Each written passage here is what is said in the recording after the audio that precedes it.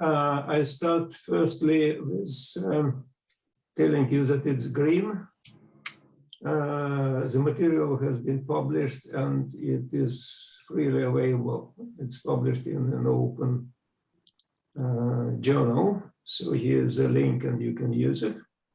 Secondly, I need to introduce myself. I start with what I am not. I am not a management consultant and probably will never be.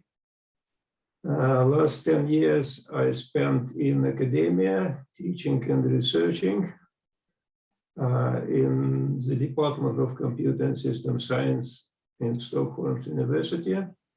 I have an engineering background, computer science background. Before joining the academia, I was co-running a small IT consultancy, more than 20 years, doing everything from defining strategy to fixing bugs in software developed by somebody else. So this is my background, and now I am coming to the topic of my presentation, and it's identity, structural coupling, and Fractal Enterprise Model. I will give a bit of a story how this work emerged.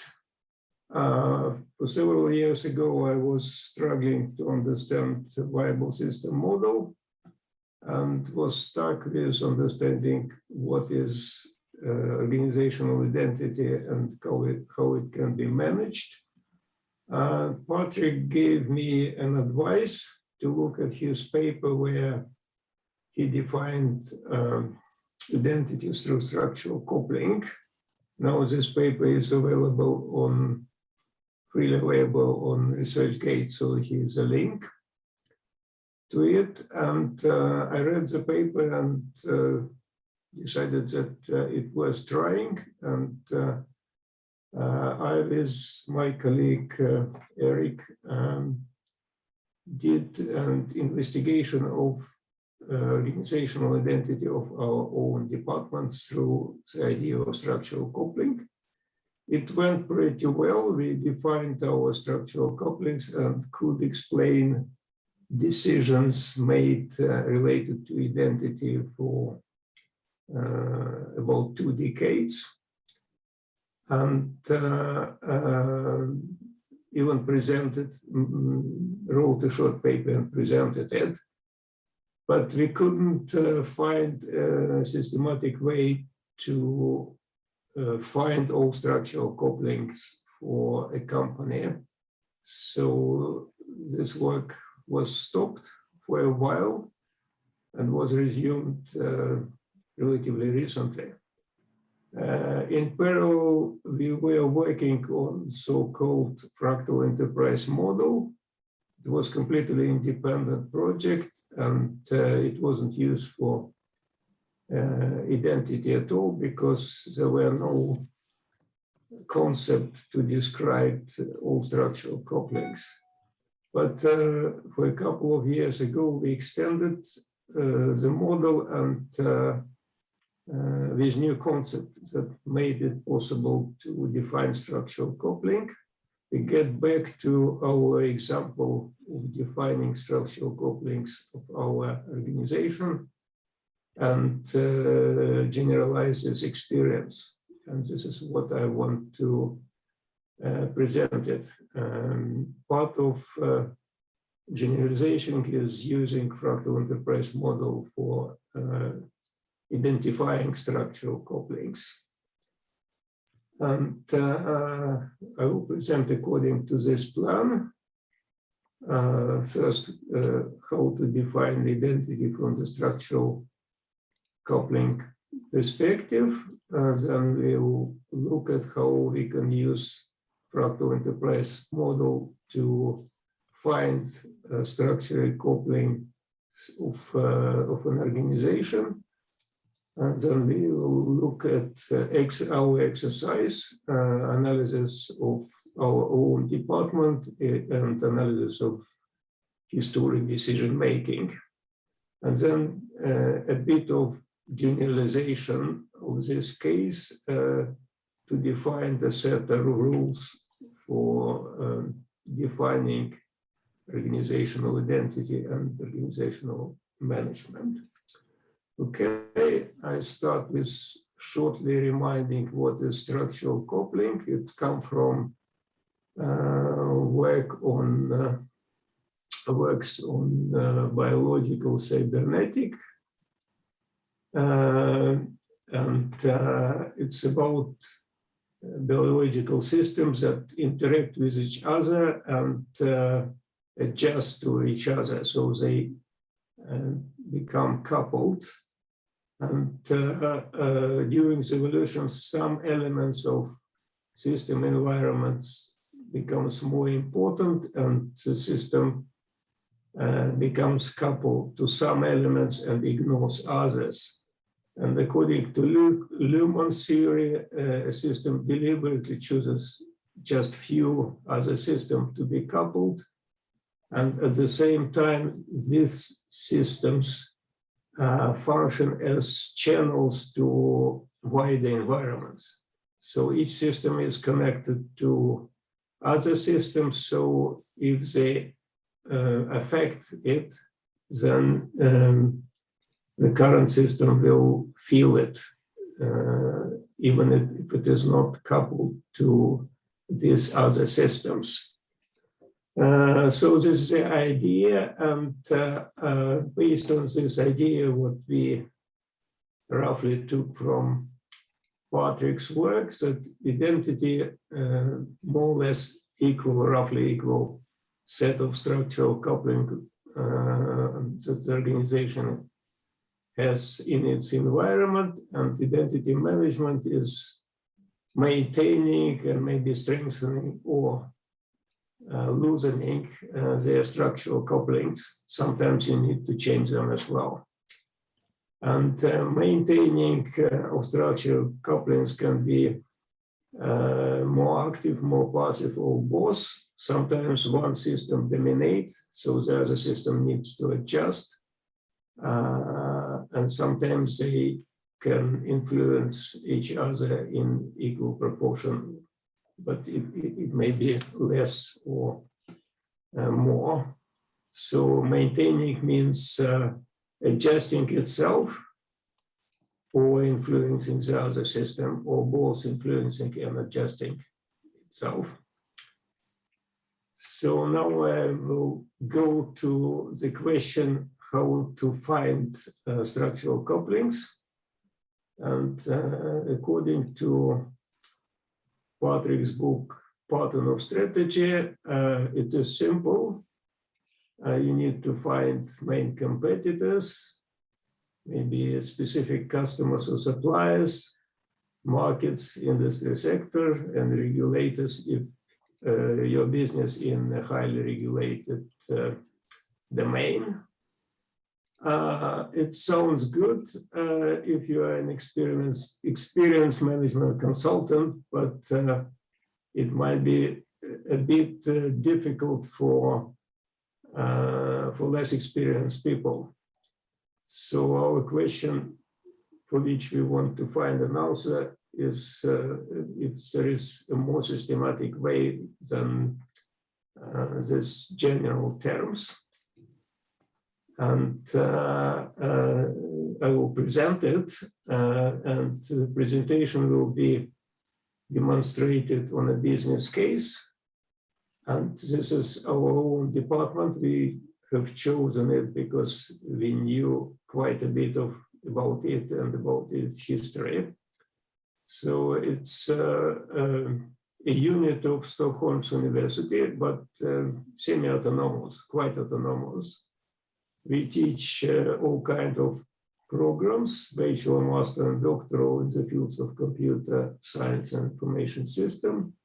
We have about 5,000 students and 170 employees, teachers, and administration. And in my example, I will consider only educational activities. I will not talk about research at all. And now I want to introduce Fractal Enterprise Model, which we will be using. And this is a diagram which represents part of the model. It's not full of our department. So we have a main primary process. It's teaching students, and we run it repeatedly. A big cycle is for 3 years for bachelor programs and 2 years for master programs. To be able to teach, to be able to repeatedly run this process, we need assets. And assets include, we need teachers, we need curriculum according to which we teach, we need Stockholm, we have Stockholm campus where students come, and we need students, we need all other things as well, but we don't put it here. And these things are called assets. And having assets means that we need to have a second level of processes that maintain these assets. We need to be able, for example, to hire teachers to advance their career and to retire them when they want to leave or they actually retire. We need to do the same with curriculum. We need to add new courses, remove old courses, adjust courses to new ideas and new theories and so on. We need to recruit more students. So we have the second layer of processes, and each process in this layer require resources as well, assets as well. So we have a recursive way of building a model. We start with a primary process.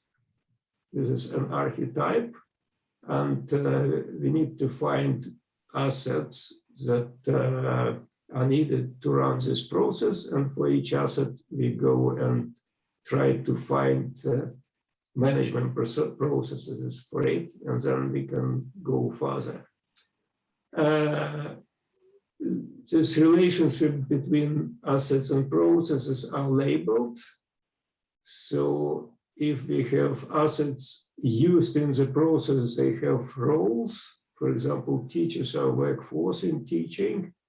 Curriculum is so-called execution template. It's a steering asset which steers how teaching is done.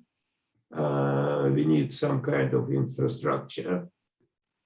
And on the level of processes that manages asset, we have acquire new elements to asset, maintain, and retire. It can be more than one processes of each type, and more than one assets of the same type. For example, we need teachers and we need administrative staff as well.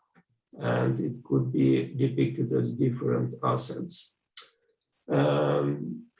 If you look at students here, where's my cursor? Yeah, here it's beneficiary of teaching, so they get some value.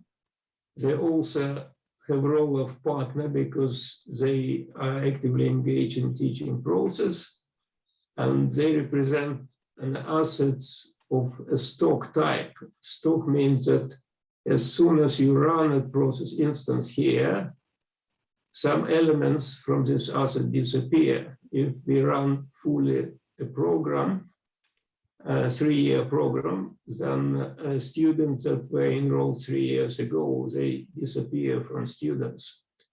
And it means that this asset is constantly depleted. Which we cannot say about these assets. Teachers are rarely leaving our department, mostly when they retire. So we don't need to hire all the time, but students are living naturally, and we need to feel this asset all the time, which is important. And when we have an acquire process which feels the asset, we need, sometimes we can acquire by developing the software, but in case of the student, we can acquire new students only from outside. And there is a special element which is not asset and not process, it's an external pool. So recruiting students means that we draw from external pool some elements of external pool, and they became students. To external pool, we can connect external actors. Some are drawing from the same pool, and these are other institutions in IT-related area, and they are our competitors. And there can be external actors that are putting elements to the pool, and in case of bachelor students, this pool mostly is filled by secondary school, gymnasium, high school, depending on the country. And this pool is filled by us and by our competitors also put potential students for master classes here. This is inbound pools, we call it, and there can be outbound pools. Students became part of the pool of specialists looking for a job, and we constantly fill this pool. Our competitors also fill this pool, and there are external actors that draw from this pool, and these are all possible employers of IT-related stuff. So this is about more or less all about fractal model and about what we do.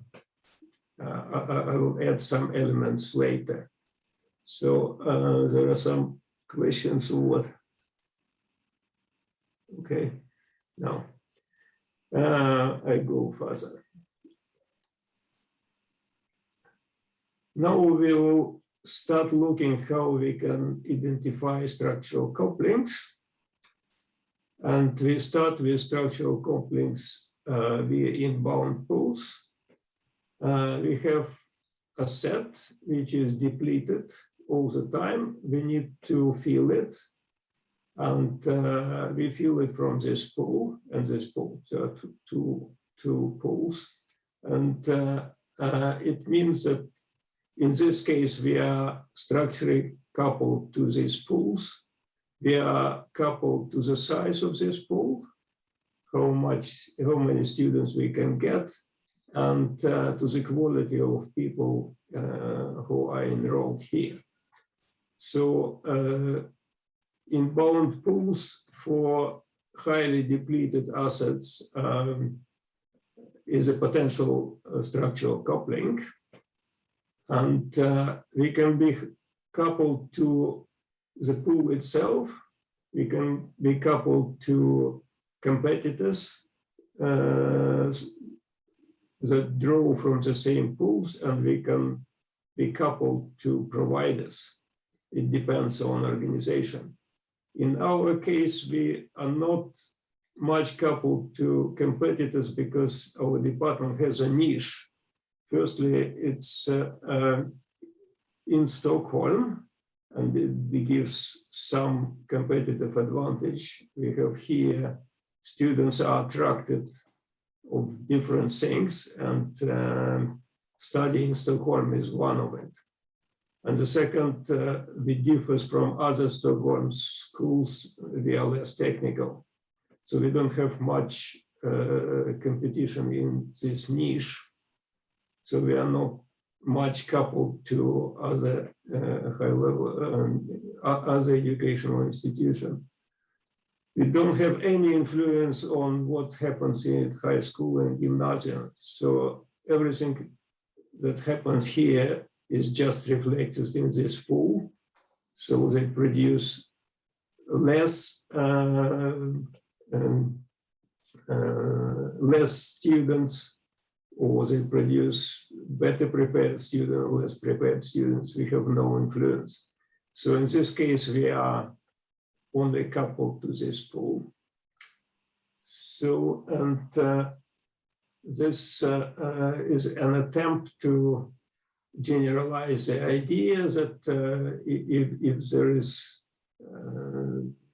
depleted assets, which is important, and elements are drawn from the pool, they can be connected to this coupled, structurally coupled to the pool, and might be also coupled to competitors and to providers of this pool. It depends.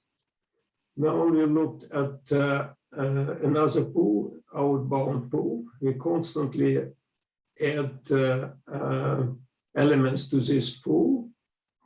And if there is nobody who draws from it, or nobody who wants to draw our elements, then we will have a problem. We will lose this attraction, good job prospects, and we will start losing students recruiting. So there is coupling through the outbound pool, but it's not from to the pool itself, but to if the pool can be overflown, then we are bound to external actors that are drawing. So we need to provide something that satisfies their need. Outbound pool can be something essential. This is our task to provide IT specialists for labor market. It can be non-intentional. For example, we have waste, and if there is nobody who draws and cleans the waste, we will have the problem as well. So we can generalize to outbound pools. If we have this kind of pools, we can be structurally coupled to external engines that draws from this pool. Next, it's coupling to geographical location. We have Stockholm campus, and most of the teaching is in this campus, and this is because we are part of Stockholm University, and the university has a policy of having campus education. So it's not easy for us to move anywhere. In Stockholm, we can move.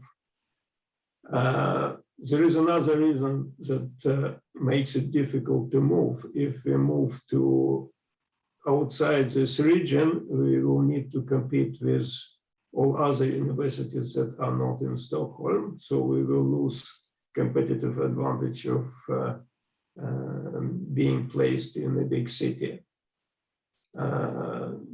This can be, in our case, it's still an advantage, but it can be disadvantages. For example, living in Stockholm becomes totally unsafe. Probably students will prefer to move somewhere else, and we will have tough competition to it. We try to generalize it as well. So if it's difficult to move major activities outside the location, we are bounded to this location and to everything that happens there.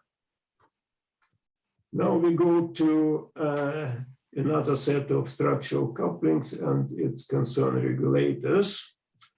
This diagram, I removed all pools from it because we have already looked at them, and I put something else, and something else is regulatory documents that should be used in our process, the SCiO process. It can be policies, and there are two sources. One is what our university does is create planning documents and budget for us. We are much dependent on how many students we have, and actually they limit, we have a ceiling on how many students we can get. And they have some policies as well that we need to use when creating curriculum.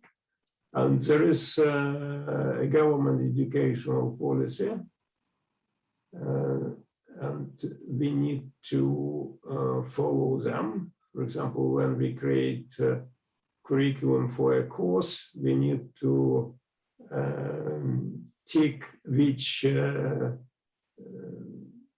goals we satisfy in this course. So this process are not our processes. This blue border, it's governmental processes, and this green border, it's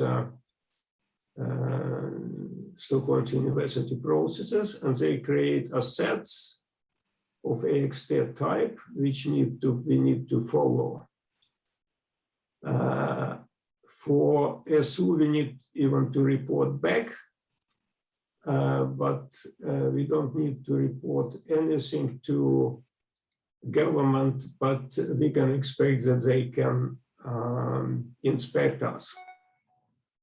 So both in terms of viable system model, both are our management. This is the next level, and this is the level over our university. And based on this discussion, we have a rule that if we have assets of execution template type created of a third party, and it is mandatory to use it and report back on it, or we can get inspections, and we are coupled to the producer of this AXT. And this type of assets can be voluntary. For example, we can accept Scrum in software development, then we are not coupled to Scrum developers. But if we have some kind of certification, then the usage is mandatory in not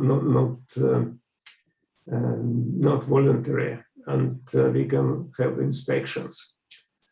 Okay, that's all that we could put from for our department. So we have pools, people looking for higher education. We have outbound employees that draw from outbound pools.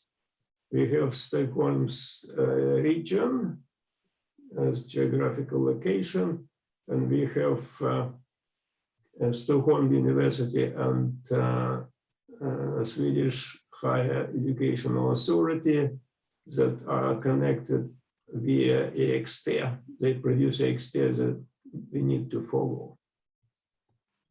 And here's a table we summarize our structural coupling. And here we have how it is diagnosed through Fractal Enterprise Model. Is just business term for this coupling. It's bias in the market of higher education, bias in labor market, geographical location, management and regulators. And here was what's identity management goal, attracting enough students. providing employable graduates, if it doesn't have anything, producing right results and comply with policies. And here's the roles, mostly passive. This is more symmetrical. With Stockholm University, we can negotiate. And the next, I will go through some examples that show how these goals were achieved. And this is just a summary of examples and of 5 different cases that concern different structural couplings and what happened and how it was fixed. So each example is when, why, and what changes were made. And we use this kind of diagram, and with red show which coupling it was. So I start with the introduction of international master programs. And what happens, it concerns Stockholm University, and it concerns this pool, people looking these 2 pools. So it was too quickly. So it was end of 1990s, and we have demographic dip. So the size of this pool became less. And the way it boom, it means that employers could employ everybody who could write a couple of lines of code. So this pool suddenly diminished, and Stockholm University was not prepared to pay the same amount of money with a diminished number of students. So something should be done. One way to solve the problem was make redundant teaching staff. Another problem is to compensate lost in this pool. And this was done by increasing what could be drawn from bachelor pool, and by making all master degree programs in English. Before that, it was in Swedish. We could take international students, but they need to be prepared to learn Swedish in a year. So curriculum was changed. So all programs become English programs, and selection criteria have been changed. So you need to know English instead of know Swedish or be prepared to learn Swedish. And we've got quite a lot of people from China, India, and all other countries. So it worked okay. So this change in this pool was compensated by this pool. So the balance was restored, and it worked for about 10 years until the government decided that not Swedish or European Union citizens need to pay for education. Before that, it was free of charge. The next example is more about a failure to understand the importance of structural coupling, and this was structural coupling to the government agency. They made an inspection and inspect just one thing. They took a batch of bachelor and master thesis and discovered that their quality was quite bad. So no structure, no good structure, and no good content. And they were prepared to close some of our programs. So it was quite serious. And our management was trying to say that our students easily find the job anyway, but for the government agency, it doesn't matter. It didn't matter. So it was a crisis which resulted to better structure of thesis course. It was restructured totally, and new system were employed. So it was some things. So it was okay. We didn't have any more inspections so far, and they were postponed because of COVID. But I think if we have it now, it will work okay, because at least all theses have structure, even if content may be weak. Example 3 is decreasing the levels of academic preparedness. It is because of high school is not teaching in the same way as before. So we get students that have difficulties to learn according to the old methods, and we needed to fix it in one way or another. There are different ways. Our colleagues in Royal Institute of Technology, they introduced an extra year when they took students that are not fully prepared and teach them what they haven't learned in high school. We didn't do it, not so far, but teaching method was changed. It is less relied on abstract notion, and we try to go to practice earlier, to introduce practical aspects before trying to teach abstract categories.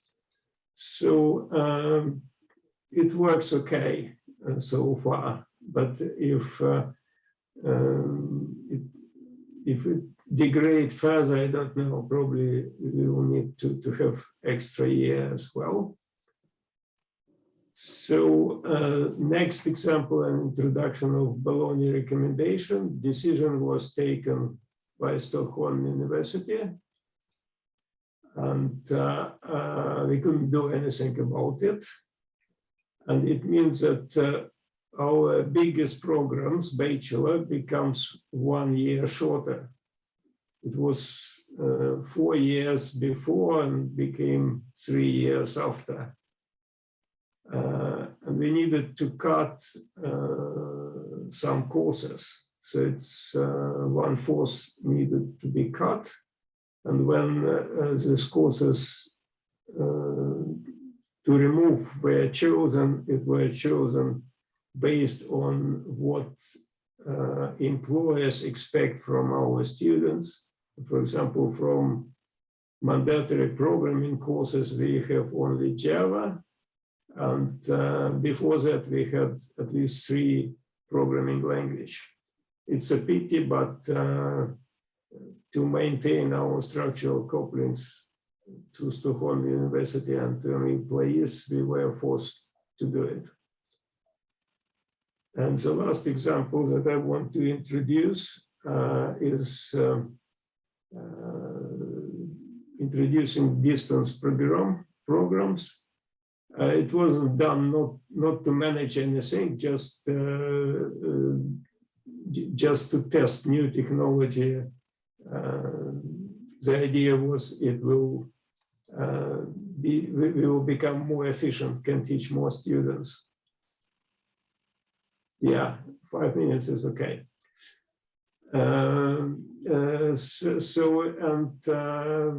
What it means, we made this pool larger, so we don't require that students move to Stockholm. They can be in any place. And it works okay, and especially considering COVID situation, all our teachers that have experience of online courses didn't have much problems when everything was closed. In a way, we have loosened this our connection to Stockholm campus. Okay, this is example, and based on it, we want to generalize how to deal with identity, build FEM to a certain extent, use rule to identify potential structural couplings through outbound pools, inbound pools, and so on. Investigate in more details if potential couplings are couplings, and make a diagram as I showed, and use diagram and FEM to make decisions. We haven't done this, we just analyzed all decisions. And we summarize, there are some structural couplings that we didn't have, there are certain rules to it, and we summarize our small experience in a generalized table, how to find structural couplings and how to define strategy for maintaining it. So that's all what I want to present. We have two additional papers that describe using fractal model in connection to structural coupling. One is about autopoiesis, and another is about strategy, not mandatory, about structural coupling. And here we have more information on Fractal Enterprise Model. So that's all for me. Thank you. Shall I stop sharing? Yes, thank you, Ilia. That was really, really good. Thank you. Lots of sort of showing how you've used the method in a kind of in a practical way in your sphere. We have only about 5 minutes for questions. Are there any questions which people would like to ask of Ilia?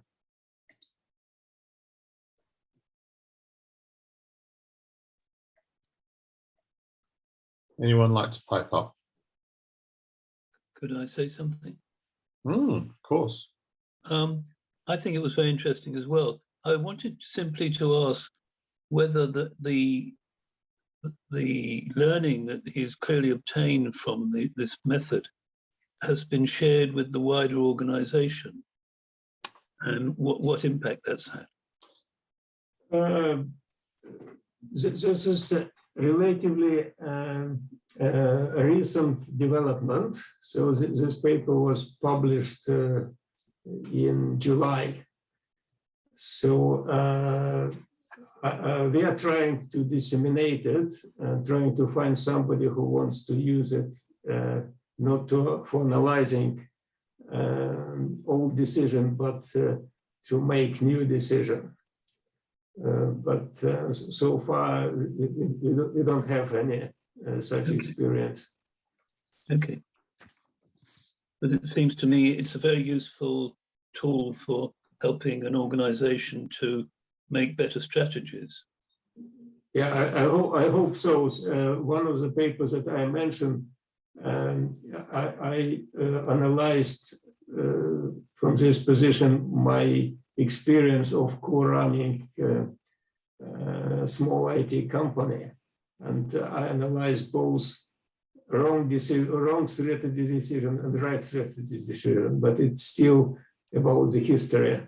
Now I am not running anything, so I cannot use it in runtime. So if somebody wants to use it, we would be happy to help.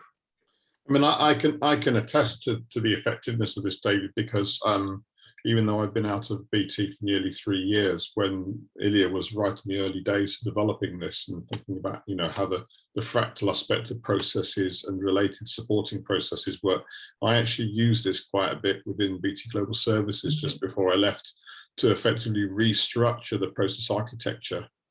So it made us rethink what the process architecture should look like, because otherwise it would have been so easy for people to forget all the necessary processes for the management of the assets. And the fact that all those processes that, you know, when you need to withdraw a process, well, you actually need a process to withdraw a process. So it makes you think about the wheels within wheels. And otherwise people forget about all that stuff and they just go, oh, customer end-to-end process, that's all we need. But of course, that isn't enough. So it's been really useful even in a practical large corporate sphere as well. Okay, thank you.